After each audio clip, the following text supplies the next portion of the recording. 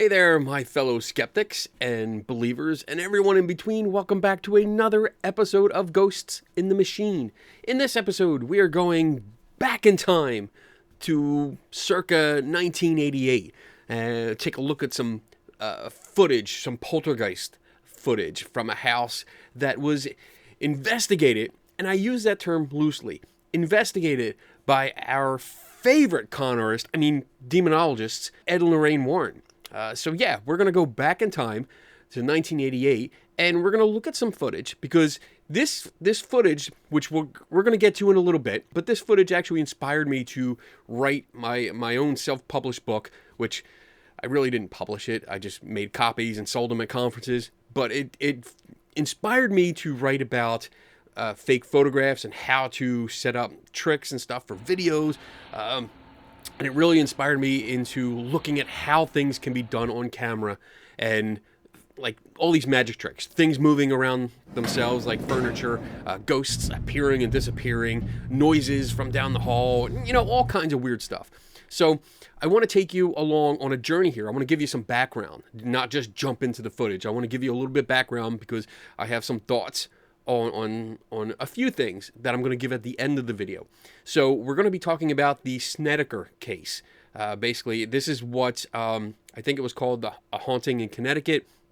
And there was a book called In a Dark Place that was written about this, based on a true story novel that was out. And we're going to talk about that a little bit. But I want to give you a timeline. I'm going to try and be brief here and just give you the Cliff Notes timeline of events so that you're aware of what I'm talking about and the situation, and then we're going to dive into the footage and why I wanted to look at it. All right, so here we go. All right, so our story begins not in 1988 or 1986, when most people that are telling the story, when they started like 1986, but I'm going to start back in 1936. 50 years earlier. So in August of 1936, James and Eleanor Holohan purchased a house at 208 Meriden Avenue in Southington, I think I'm saying that right, Southington, Connecticut. They bought it. The couple owned Holohan Funeral Home, and that was located originally at 135 Eden Ave. And they had the business for a couple years, and then in 1940, in April of 1940, they moved the business from the original location to their current house, which is at 208 Meriden Avenue. In 1985, as we jump ahead in time, sadly, Eleanor passes away after a long illness. So later that year, in December, the house is purchased by Daryl Karna. He's a real estate agent. At the time, he had 17 years experience, and he was actually teaching courses on real estate licenses, how to get them, how to pass the test and get your license. He purchased the house for $130,000. Renovations began to turn it into apartments, where you had a first floor apartment, which included the basement, and then a second floor apartment. All right, now we're kind of caught up with where most people start telling the story. 1986, the Snedeker family, which is Alan and Carmen, they rent the house and then move in 1986. And they did it because they wanted to be closer to a medical facility, because the oldest son, Philip, was going through, he had cancer, and he was going through special treatments, so they wanted to be closer to the facility. Instead of having like a few hours drive each time, this was much, much closer. So I agree, I would do the same thing. So they moved into the first floor apartment, so they had access to the basement. At the time, they claimed that they weren't aware that it was a former funeral home, even though there was a big sign out front, but some people say that was covered. But there's conflicting testimony from the owner of the house and the second floor resident, who claimed that they were well aware that it was a funeral home. Anyway, moving on. Okay, so it wasn't until July of 1988 that reports started to surface that the place was haunted, that the Snedeker family was experiencing all kinds of paranormal activity. Some of the claims were that the oldest son was seeing ghosts, and that a niece that was living with the family claimed that she was being molested, and they were scared. So things apparently get out of hand, and they call Ed and Lorraine Warren, because of course they do. And as soon as they get there, Ed declares, pretty much as soon as they walk through the door, Ed and Lorraine declare the place infested by demons. So instead of staying there themselves and actually investigating, they leave their grandson, Chris McKinnell, and nephew, John Zaffis, at the house, who stay there for several weeks. And they are the ones that apparently report all this activity. Ed and Lorraine Warren stop by for a few hours every now and then just to check up to see what's going on. Fast forward to 1992, October 19th. Al and Carmen Snedeker and one of their nieces appear on the Sally Jesse Raphael show, along with Ed and Lorraine Warren, some neighbors, and our own Joe Nickel appeared on that show. And there is some crazy Jerry Springer shit going on in that episode because, there was arguing back and forth, and it was great. I was ready for like the, let's get a fight on, Jerry Springer, yeah. In the episode, they make the same claims. They actually make more claims that not only was the niece allegedly raped or molested, but I think Al and Carmen also claimed that they were raped and or sodomized, which I mean, sadly, that was a theme going through the times when you had like movies like The Entity and Amityville horror. You had these movies where they injected this kind of theme into it to sell tickets, and it's kind of suspicious that this same theme went along with this family and the book that came out that was released October 27th, so 8 days after the Sally Jesse Raphael show was filmed. The book In a Dark Place came out, and that book was very telling. Besides the fact that a lot of it was fabricated, and we're going to get into that in a moment here. But when the book came out, after the Sally Jesse Raphael show, it was actually very telling because there were, on the show and before that, the niece claimed to have been molested by an entity, and Philip had claimed to have seen ghosts, at least according to the family. The family was speaking, mostly Carmen, speaking for Philip, saying that he was seeing ghosts and stuff like that. But when we read the book, when we go through the book, we look on page 191 and find out that Philip was actually responsible for the molesting of his niece. He was caught. The girls caught him, told the mom called the police. He was taken to a psychiatrist, and we read in here that he was questioned, at which time he confessed that he'd been fondling the girls while they slept at night, and that he attempted unsuccessfully to have sex with his 12-year-old cousin. And he was also diagnosed, because we see this on the next page, 192, that as it turned out, the psychiatrist who talked with Philip called Al and Carmen and told them that, in his opinion, that Philip was schizophrenic. I'm kind of going past the word Stephen here, because in the book he's called Stephen instead of Philip, because they changed the names. But that's what we're dealing with here. So unfortunately, I think a lot of the alleged activity was because of the older son, and it wasn't because of any kind of demons or anything like that. But let's move on. In April of 1999, we got an interesting bit of information from the author of this book, Ray Garton. He actually put out a post in 99. He was commenting on a thread, and I have a printout here. I'll put it up on screen. But basically, he says, I never saw the inside of the house myself, which was, according to the Warrens, infested with demons. But the family involved, which was going through some serious problems like alcoholism and drug addiction, could not keep their story straight. And I became very frustrated. It's hard writing a nonfiction book when all the people involved are telling you different stories. So I went to Ed Warren and told him my problem. He told me not to worry, that the family was crazy. I was shocked. He said, all the people who come to us are crazy. You think sane people would come to us? He knew I'd written a lot of horror novels prior to that, so he told me just to make up the story, using whatever details I could incorporate into the book and make it scary. Because I couldn't afford the attorney fees it would take me to get out of the contract I had to go through with the book, but I didn't like it. So that's testimony from the guy who wrote the book. And I mean, he had a reputation. He had already put out a few books.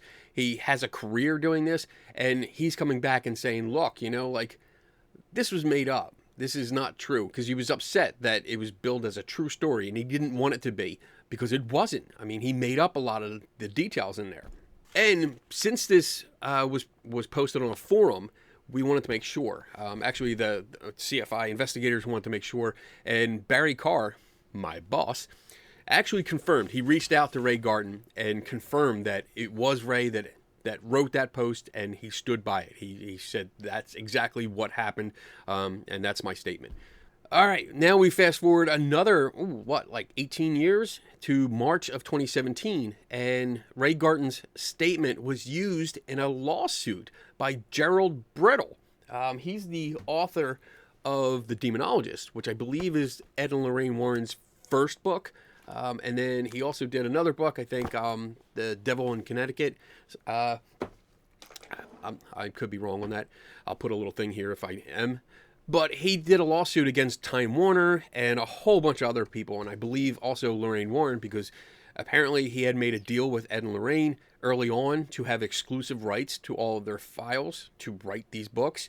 And then it seems that Lorraine Warren may have forgotten that contract and made a deal with Time Warner herself for the stories. So it was a big lawsuit. But anyway, in the complaint that was filed in March of 2017, Brittle writes, when the accounts of the Snedekers were not adding up, Garten brought his concerns to Ed Warren, and Garten stated in a published and taped recorded interview. And he goes on to say the same quote that I had just did. But this is where we finally get to the video that I want to make this video about. On page 180 of this lawsuit complaint, item 432, Garten then asked the Warrens for actual evidence that the events surrounding the Snedekers' accounts of supernatural occurrences did indeed take place, but the Warrens could never provide any such evidence of the events being historical facts. As Garten continues in said interview, specifically he provides, quote, the Warrens repeatedly told me that they had videotape of actual supernatural activity shot in the house and they were going to show it to me while I was there, but they never did. They said they couldn't find the tape. So the last little bit of this timeline is in 2000, there was a TV movie called World's Scariest Ghosts, caught on tape. Woo, spooky, right? It included a segment that featured the Warrens, and they had video evidence from an undisclosed location, which turns out to be the Snedeker house. And we can actually match up some of the details, and especially the people in it. Even though their faces are blurred, we can match up the daughter with pictures that we have from the time and figure out that it was her. So this is the Snedeker case. And now that we're all there, I'm ready to show you the video that we're going to take a look at and recreate. And I just want to, I guess what I'm focusing on is that this is from 1988. It's filmed with VHS camera, like this one back here. As far as I know, from little stories and details that I gather and looking at the film itself, the first part of this, Ed is in the house by himself. He is alone in the house and he's provoking the demon. This is, again, the reason that I'm showing this is that this was early evidence. This was in the 1980s and maybe 1990s when they showed this. Or actually, like when the TV movie came out, it was 2000. So this was early footage, and the devout fans of the Warrens would eat this up and see this and say, oh, look at this, this table and chairs are actually moving. You know, that's poltergeist activity. He's calling out the demons and stuff. And it convinced a lot of people to follow them. So I want to show it to you, and then we're going to show you the recreation because, I mean, you're not going to be overwhelmed. You're not going to be like in awe when you see this, but just here you go. In the name of Jesus Christ and the blood of Christ, I command you to reveal your identity. Give me some sign. Is that you moving something? Give me some sign that you're here. Good. Do you want this family to stay here in this house? I command you in the name of Jesus Christ to reveal your identity.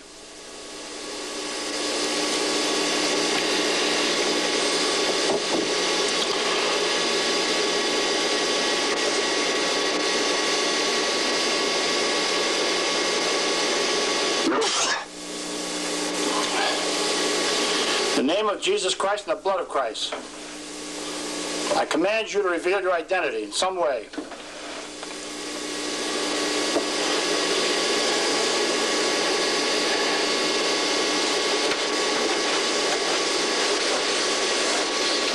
In the name of Jesus Christ, I command you to reveal your identity. Yeah, no. Like, underwhelming, right? Right? Am I right? All right, so, I mean, at the time, it probably seemed like something like really fantastic, especially if it was shown on TV or showed specifically at the Warrens' talks. They did lectures at different places, and I'm sure they were showing this footage and telling people at colleges and universities and stuff when they did these showings, like, hey, this is real activity. And this convinced a lot of people. So I want to show you a simple recreation I did, a little montage. So I'm just going to roll it. Hey there. Okay, so we are in filming mode now. I am at a super secret location, my house. And we're going to film and try to recreate this alleged poltergeist activity. I mean, some of you might be watching this going, why? You know, it's so obvious that it's fake, that it was staged. And I agree. It's obvious that it was staged. But I'm going to recreate it just to show you that it can be recreated really easily. So I got it set up. I got some lights over here by Mikey. You know, Teenage Mutant Ninja Turtles. Represent! I got a table here. Table and chairs that are set up with some yarn. I chose not to use fishing line because I figured I don't know what Ed would be using. I don't know if he would have fishing line available to him or even on site, but I figured if you walk into somebody's house, we're talking like the 80s here, what might you find on hand if you happen to be in someone's house by yourself because you told everyone to get out. So I figured yarn might be a good thing because, I mean, I grew up, always had yarn around. I don't, you know, for making sweaters and stuff like that. Or so anyway, like I said, I got lights, I got the table, and thanks to my coworker Vance, I have a camera from the 80s. So Vance had this beauty just sitting at his house doing nothing for years. This is from 1987. Panasonic VHS camera. It takes this VHS, video home system. That's what it was called. So the VHS tapes, big tapes. I'm going to pop one of these in. We're going to film. I'm going to sit here and try to go shot for shot. But, you know, who knows? We'll try. We'll see what happens. So let's see.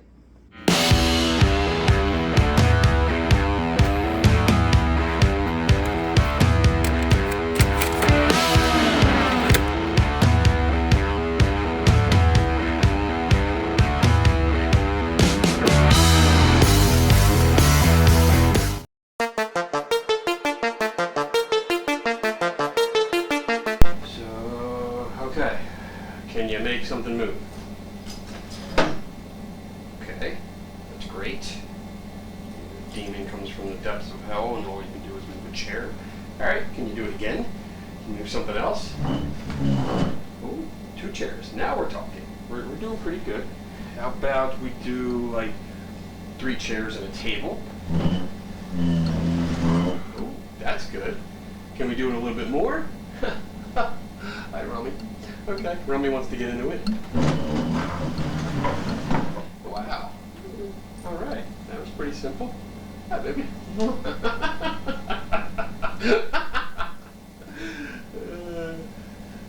can't work with this actor.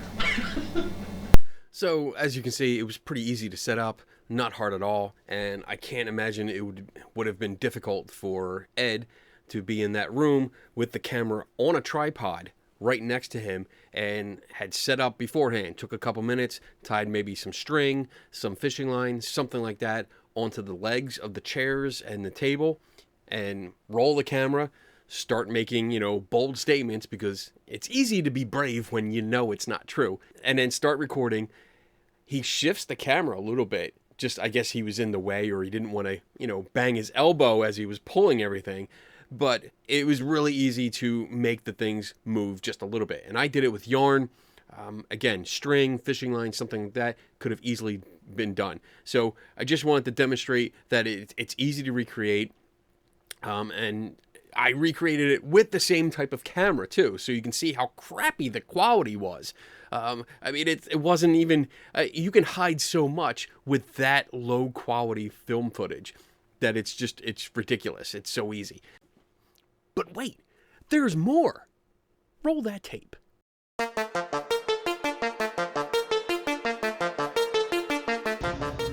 On the following night, the family reports that the poltergeist seems to be more active than ever. Only now, its attention is focused on the family's 10-year-old daughter.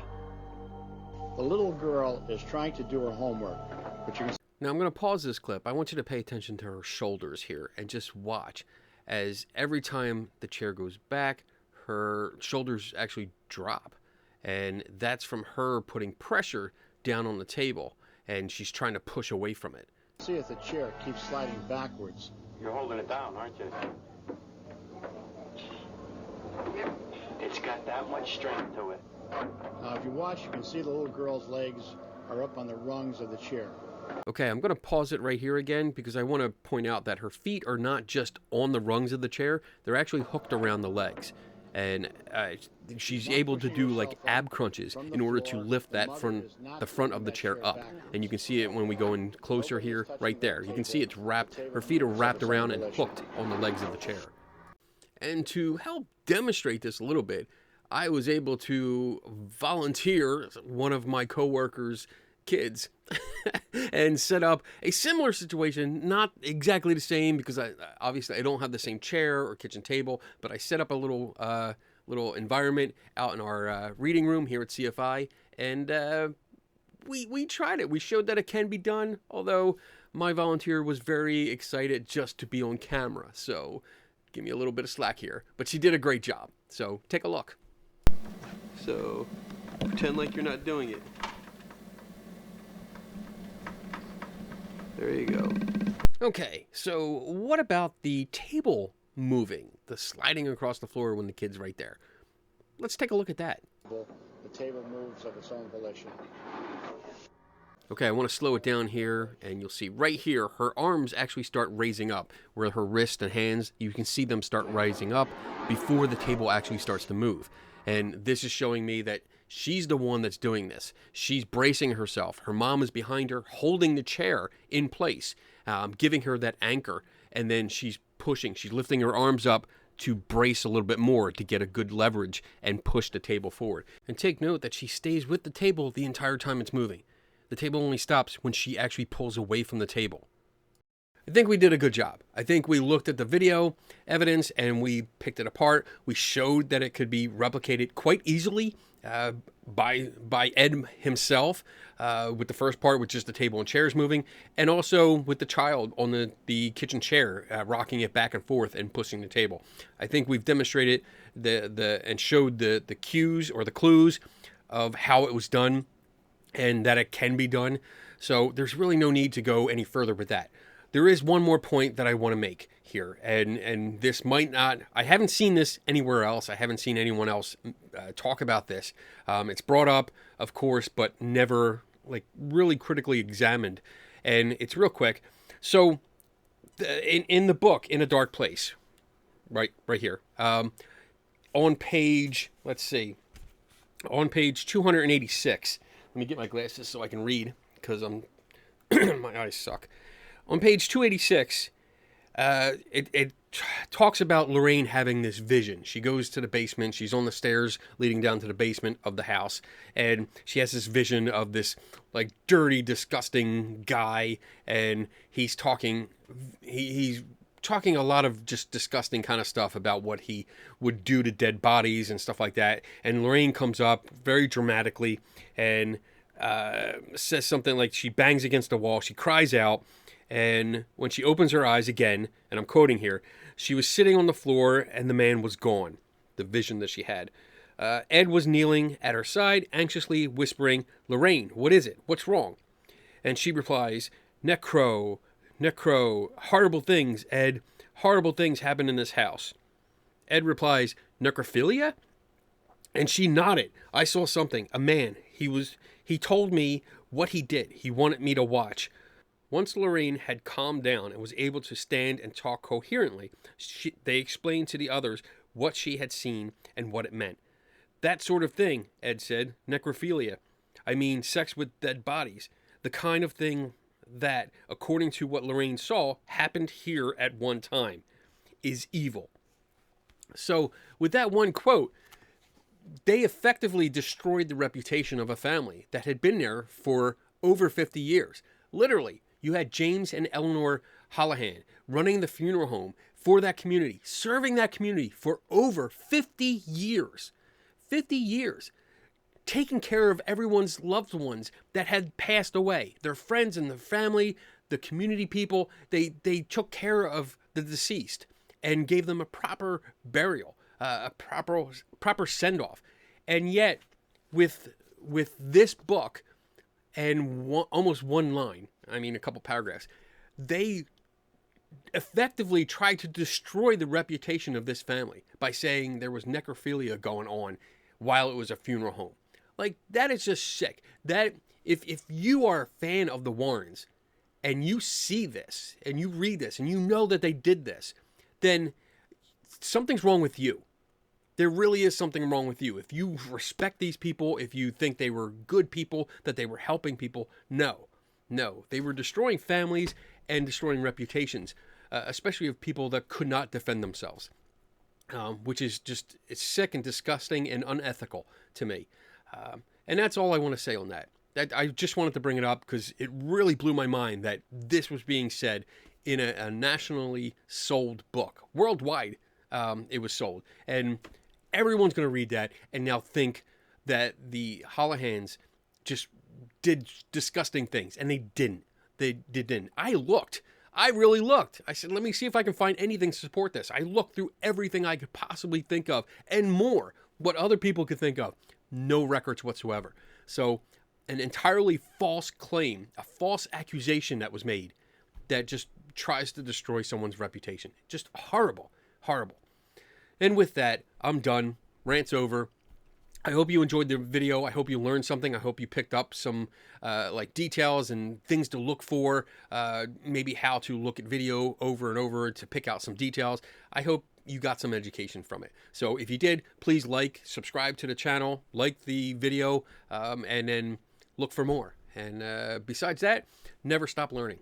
And I'll see you next time.